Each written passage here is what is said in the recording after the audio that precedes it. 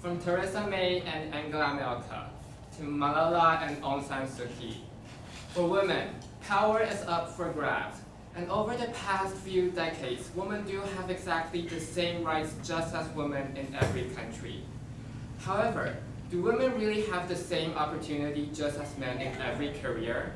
And are there as many female leaders as men in every profession? Recently, I have read a book called Lean In by Sheryl Sandberg, a Facebook manager.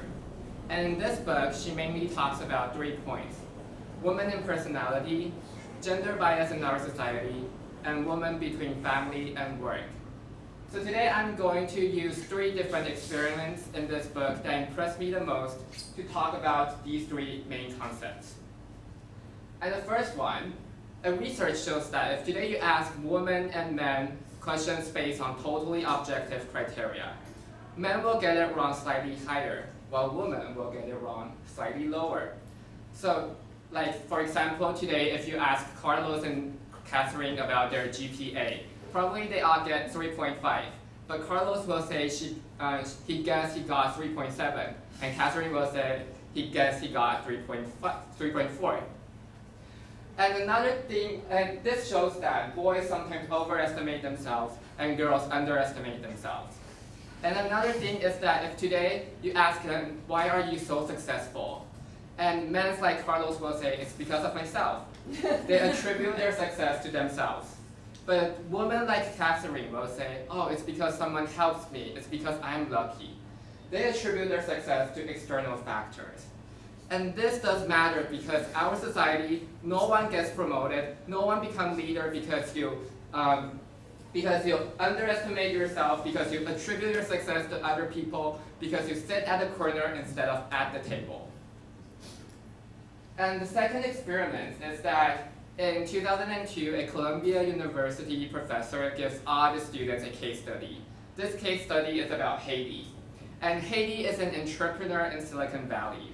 She is sociable, she has all the potential, characteristic, ability to become a great leader.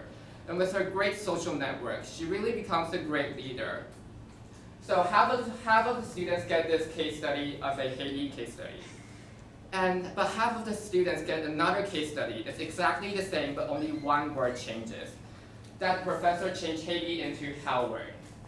So half of the students get this Haiti study, half of them get this Howard study. The case studies are the same, the story experiences, everything is the same, just the name difference from a girl name to a boy name.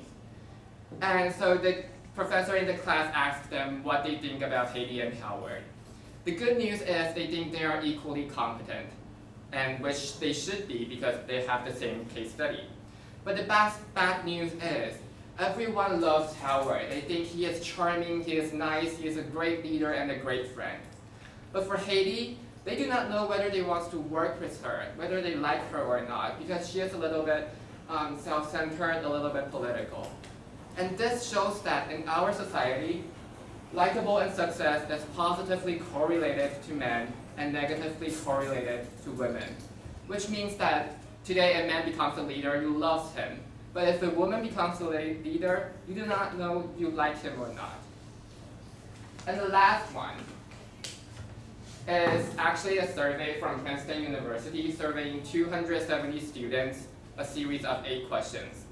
And I've also asked the same questions in National Taipei University, surveying 267 students. And there are some interesting results I would like to share with everyone. So, when it comes to, do you think you are an ambitious person? In the United States, boys 73%, girls 68%. In National Taipei University, boys 70%, girls 71%. So no matter you are an American or a Taiwanese, no matter you are boys or girls, there is an amount of 70% of us think that we are ambitious. And this is good because boys and girls are equally ambitious. But when it comes to, do you want to be a leader in your career in the future? Boys and girls in the United States is 72% to 58%. In National Taipei University, it's 68% to 60%, which the gap is narrower, but there is still a gap. And this gap is because that our society gives more opportunity to men than women when it comes to leadership. And women, like I mentioned before, they are a lack of confidence, so they do not think they are competent to become a leader.